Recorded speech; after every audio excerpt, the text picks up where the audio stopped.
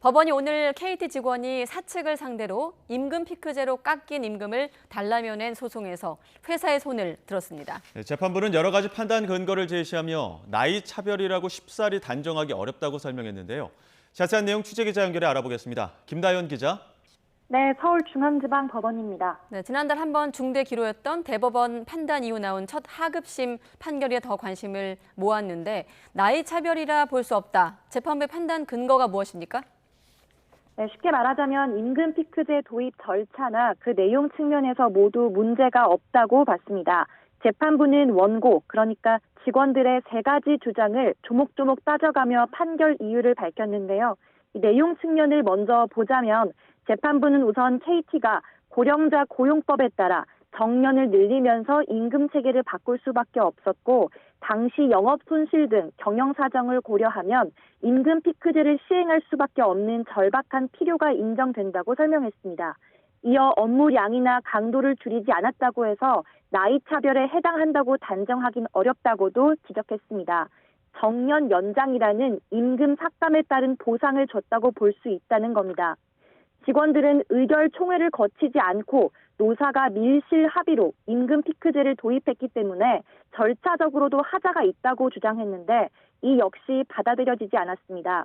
재판부는 절차적 권리가 침해됐다고 볼 수는 있지만 노조를 대표해 합의를 체결한 위원장이 재선출된 점 등을 고려하면 규약에 반한다거나 위원장이 대표권을 남용했다고 보기 어렵다고 지적했습니다.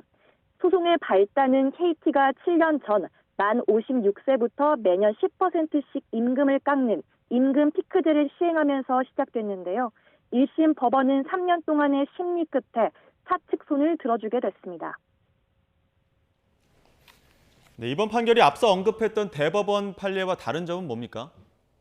네, 대법원은 지난달 26일 합리적인 이유 없이 나이만을 기준으로 한 임금 피크제를 무효라고 판단했는데요. 그런데 대법원 판례의 경우 정년 유지형 사건이었습니다.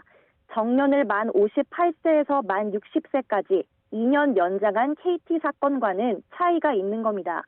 여기에 대법원은 실제 임금 피크제가 무효인지 판단하기 위한 구체적인 기준도 제시했었는데요.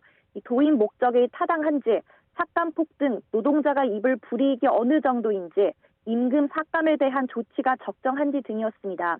앞서 말씀드린 KT 사건의 판단 근거도 대법원이 제시한 기준에 따른 걸로 보입니다.